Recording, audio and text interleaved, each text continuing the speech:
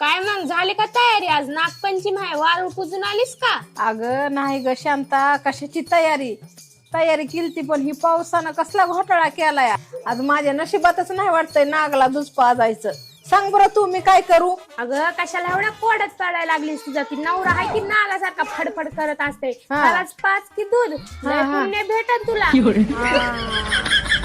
बरं बरं घ्या हे दूध आणि प्या.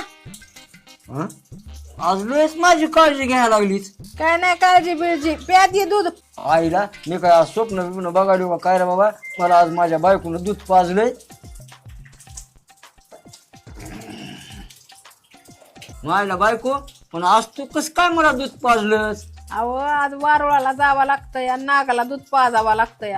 की पाऊस होता, मला जायला जमलं नाही म्हणून नागाच्या ऐवजी तुम्हाला दूध पाजलं.